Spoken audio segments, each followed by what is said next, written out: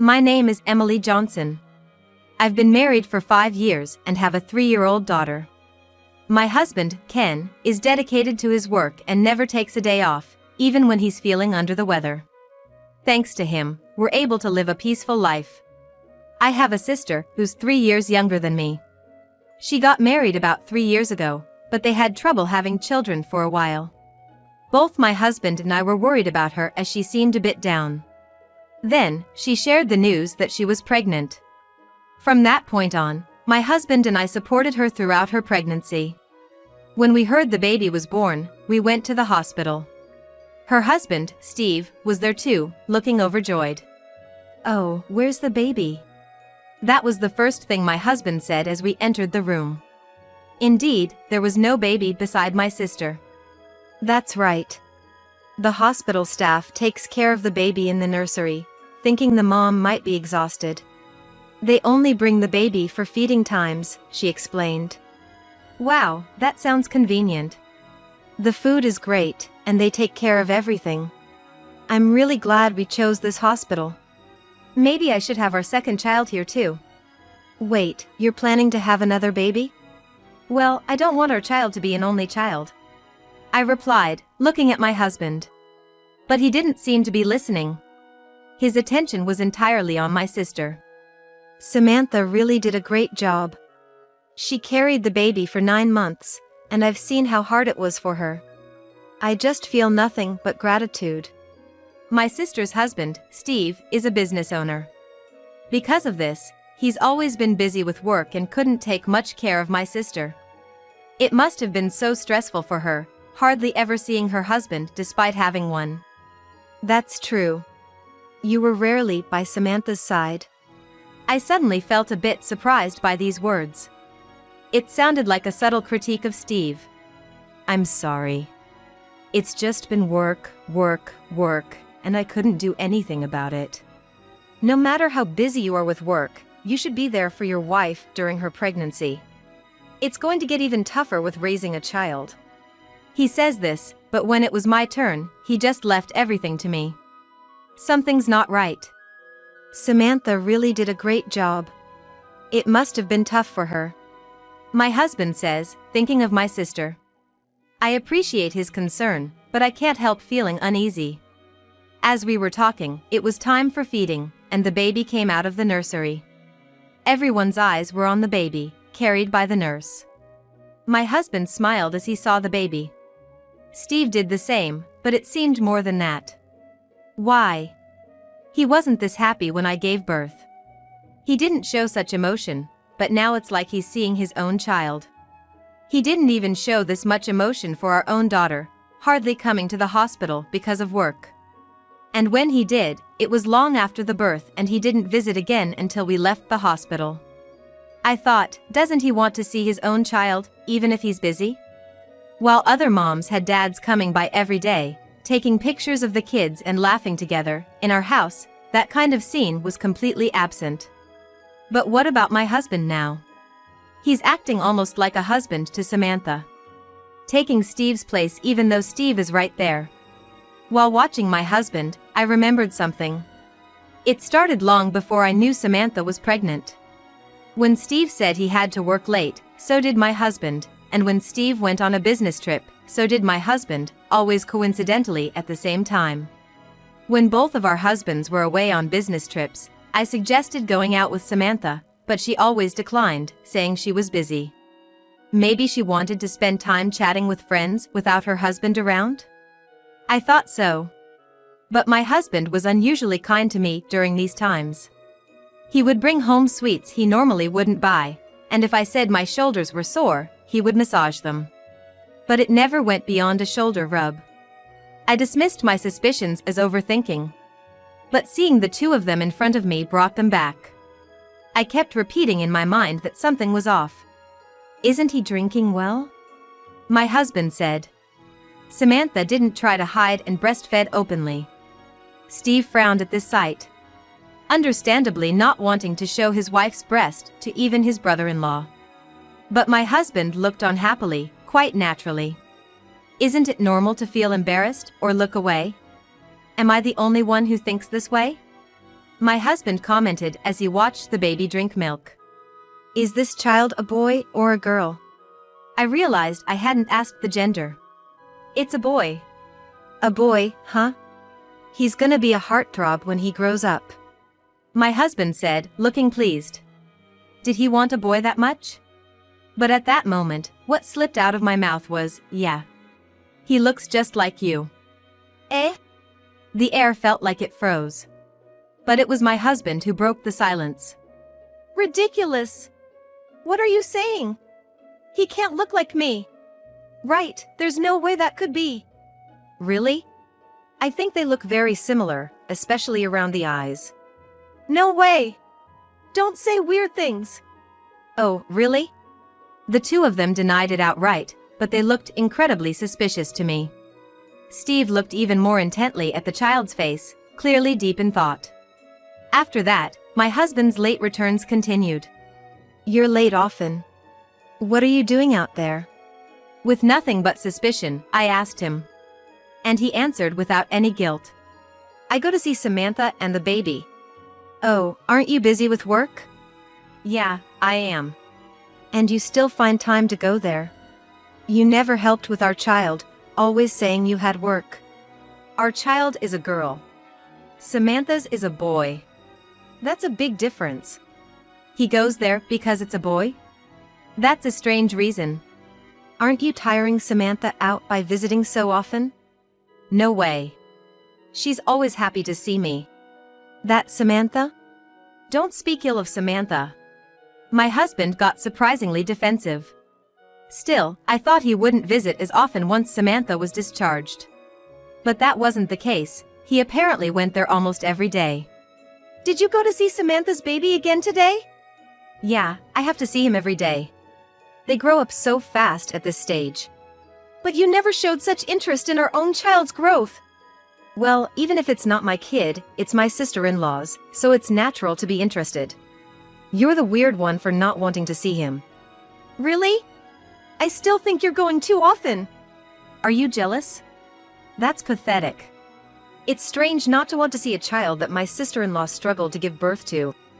As he justified his actions, I couldn't help but lose trust in him when I saw lipstick on his shirt and his pants worn inside out.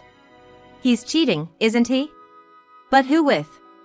Is he saying he's going to Samantha's but meeting another woman? Or is the affair with Samantha herself? No, he couldn't be that monstrous, could he? Every angle I consider always leads back to suspicion about Samantha. I felt like I was losing my mind. That's when I got a call from Steve, Samantha's husband. Hey, Emily, can we talk? I need some time with you. His voice sounded serious, so I went to the agreed-upon place. Sorry to make you come all this way. I thought it would be bad if Ken were at your place. So, does Steve also have the same suspicions as me? The thing is, there's something odd about Samantha. Not just her, but Ken too. Ken too? What do you mean? Well, it's been happening since she was in the hospital, but after she got discharged, Ken's been coming over to our house. Every time I get home, he's there. At first, I was happy thinking he really cared for our child, but it feels like more than that. Like what? When I get home, I can feel a momentary distance between them, a kind of forced aloofness. I asked Samantha why Ken comes over every day, and she says it's just to see the baby. But when I follow Ken's gaze, it always lands on Samantha. I wouldn't mind if he really just loved the child and came to visit, but it doesn't feel that way. So Steve noticed too. I just listened without responding as Steve continued. Recently, he even comes over on days when I'm off work. I didn't know that. I had assumed Ken was working on weekends. And when I'm not looking, well, you know. I understand what he means. He's so good with the baby. I thought it's because he's experienced as a father. But the truth is, Ken has never changed a diaper. Or even fed our child a bottle. He'd make a face if I asked. But the other day, I overheard their conversation when I went to another room. It seemed like Ken was changing the diaper but did it wrong. No, not like that. You're so clumsy. Sorry, Samantha, I'll get better at this. Their voices sounded too intimate. They must be in a relationship. I hate to think this as a man, but I can't shake off the suspicion. Do you feel the same, Emily? How could I not? I'm pretty sure your hunch is right, but without proof, there's no point in suspecting. Yeah, I guess so. So why not hire a detective? I'll pay half. A detective? Yeah. Let them investigate, and if they find nothing, that's fine. Sounds good. So we hired a detective to gather evidence of their affair. About a week later, a large envelope arrived from the detective agency. The contents were as expected. I was so unsurprised that I just thought, bingo. But now, there's a lot I need to do. I immediately contacted Steve and set a plan in motion. Then, a week later, on a weekend, I visited Samantha's house with Ken. Emily, did you come to see the baby? That's rare. Ken often visits, but I thought you weren't interested since you never come. The baby's sleeping right now. Is that so? Let's go in. As we moved to the living room, there was Steve. He nodded slightly when he saw me, but to an outsider, it looked like a simple greeting. Coffee okay? Ken, you'll have coffee, right? Yeah, I'll help make it. Oh, then let me do it. No need, Steve. Just sit down. I can do it faster. What does that mean? Does he know where everything is because he's been here so often? Seeing my husband's behavior, anger welled up in me. He never makes coffee at home. He acts like if he just says coffee, it'll appear. But the voices from the kitchen sounded like a happy couple, and both Steve and I frowned. When the coffee was set on the table, Samantha started the conversation. What brings you here today? You didn't come just to see the baby, did you? Right on target. Exactly, Samantha. That's right. Actually, I've got a wonderful gift for Samantha and Ken. Huh? Don't you mean for Steve and me? No, it's for Samantha and Ken. Saying that, I spread out the documents sent by the detective agency on the table. There were several photos showing Ken and Samantha together. The report detailed what the two were doing on specific dates and times. What is this? What's going on? Having an affair, huh? Perfect, just as planned. The two were utterly shocked. Ken, what's this about? Well, it's just... I thought Ken would confess right away. We're just getting along as in-laws. What's wrong with that? No, the problem is the way you're getting along. The photos clearly show intimate scenes, like leaning on each other's shoulders or embracing. Just look. In this photo, we're just leaning in to look at the baby. And here, it looks like we're hugging, but really. Oh yeah, a cockroach scared Samantha, so she clung to me. Such blatant lies. With all these photos, how could he expect anyone to believe these stories? And why would you do such an investigation? Don't you trust your own brother and sister? No, I don't. I care for your sister as if she's my own, and now you suspect me? Don't you feel sorry for her? You're the one to talk. Still lying through his teeth. What are you saying? You say you feel sorry for your sister, but you're the one who cheated. Both of you are at fault. We didn't cheat. I just explained every photo. Still, you don't believe me? Nobody's going to believe these made-up stories with such lovey-dovey photos. Whether you believe it or not is up to you, but are you trying to ruin your sister-in-law's marriage? Ken said this with a triumphant look, but Steve, finally losing his temper, pulled out an envelope labeled DNA test results. I also suspected you and Samantha. That's why I prepared this evidence. I was going to seal it if you admitted it, but now it seems unnecessary. A DNA test? You don't believe it's your own child? Ken's face turned pale.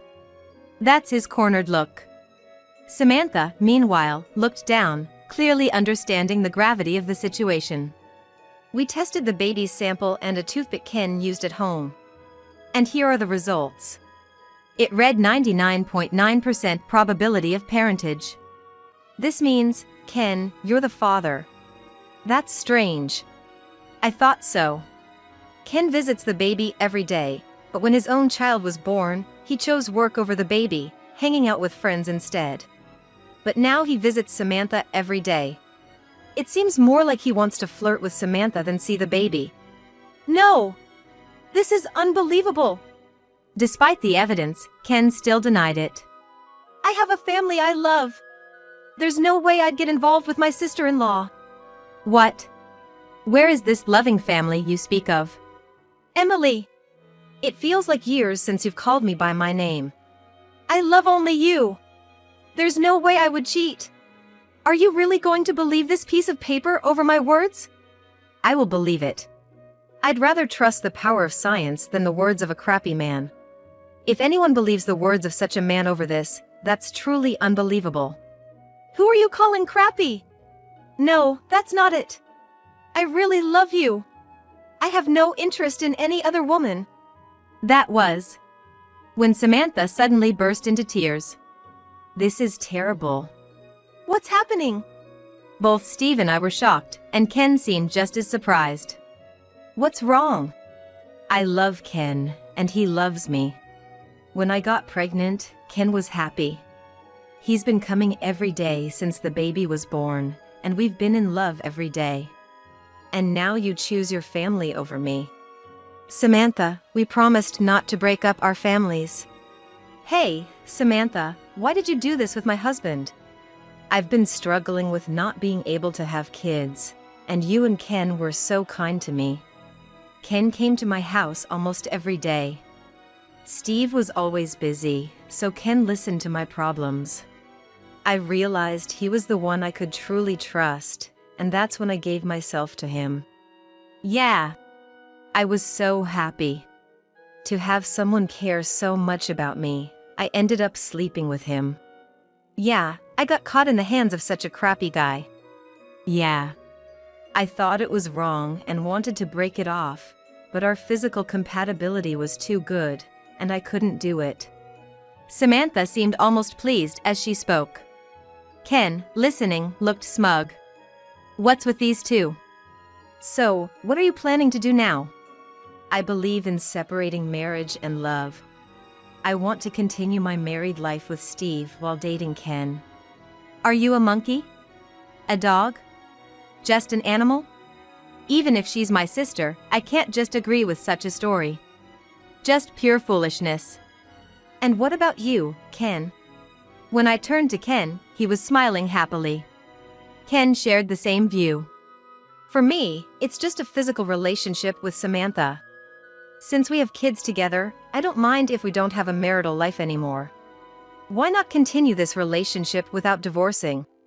Wouldn't that make us all happy? Unbelievable, are their heads filled with flowers? Or maggots? This level of selfishness is almost refreshing. Steve seemed to share a similar view, only able to sigh. I definitely can't continue this relationship. I'm going to divorce. Steve agreed. Yeah, same here. I can't live with such a bitch. I'm divorcing too. Bitch? What do you mean? Oops, sorry, that just slipped out. But seriously, it's unreasonable to raise Ken's child with the money I earned. So, divorce is the only option. So, Ken, you can do whatever you want. I thought they'd be satisfied with this, but they both vehemently objected. I have no intention of divorcing. Huh? How am I supposed to live if we divorce? There it is. The epitome of selfishness. But that's true, isn't it? My salary is peanuts. I've been content with it because you, a high earner, were there. That's not true. You just depended on my salary because you hate dealing with people. Well, that's one way to put it. But if Samantha divorces Steve, her child will be fatherless. What are you talking about? The real father is right here. I don't want that. I don't want to marry Ken. I absolutely refuse to divorce Steve, who earns well, and I have no interest in low-income Ken. So, you dislike the idea of Ken prioritizing me, and you have no intention of marrying him. Such honest individuals. But I don't need to concern myself with the opinions of such self-centered people. I can't continue this relationship. Steve said that, placed the divorce papers on the table, and left the house. I did the same. I presented the prepared divorce papers. Sign these and submit them to the office. If you don't, I'll have to hire a lawyer. You can't afford a lawyer, but I can. No way! I'm not divorcing. I'm not divorcing either. If you think so, then fight it with a lawyer. Though I doubt you can. With that, I left Samantha's house, but the place I was returning to wasn't the home I shared with Ken. It was an apartment I rented immediately after receiving the detective's report. I had resolved to start a new life there with my child. After that, the two kept contacting me, causing a commotion. Finally, I hired a lawyer, and realizing they couldn't do anything, they signed the divorce papers. They probably thought that by signing, everything would end, and there would be no claims for compensation. But it's not that simple. Since I was cheated on, I wanted them to feel the same or greater pain. So, I demanded alimony and child support from Ken and compensation from Samantha. They cried a lot, but I didn't care. Steve settled by agreeing not to claim alimony in exchange for not paying child support. However, that was only towards Samantha. He claimed compensation from Ken. Samantha, unable to pay the compensation I demanded, went crying to Ken. Ken confidently assured her he'd handle it. As a result, they ended up with a huge debt. I watched as they borrowed money for both compensations from a consumer finance company and paid it. But the borrowed money had to be repaid, and they were in a dire financial situation. After the divorce, the two naturally started living together. However, with a nursing child, Samantha claimed she couldn't work, and Ken was the sole breadwinner, leading to a very difficult life. They struggled even to afford milk and diapers, and Samantha often nagged Ken to find a higher-paying job. But Ken, poor at socializing, valued interpersonal relationships over a career change. Get a part-time job if you're not going to switch jobs, Samantha would say to him daily. If I start doing part-time work, won't it affect my day job? If things stay like this, I won't even be able to produce breast milk. Then why don't you work? Emily, your sister, kept working even after having her child. Don't compare me with my sister. I've decided not to work while my child is young. A mother's presence is what's best for them. But if we don't have money, what are we supposed to do? That's why you should work. Their nightly arguments led to complaints from the neighbors. Due to this, they were unable to repay the money borrowed from consumer finance, and it eventually led to legal troubles. Neither could afford a lawyer, so they both turned to their parents for help. However, both sets of parents agreed that since they stayed together even after an affair, they should resolve their issues themselves. The daily battles continue, filled only with anger and resentment. As for me, I hit it off with Steve, my sister's ex-husband. We became good confidants and eventually realized we needed each other. Our relationship naturally developed, and we're now nurturing our feelings for one another. My daughter has grown fond of Steve too, and I'm considering living together.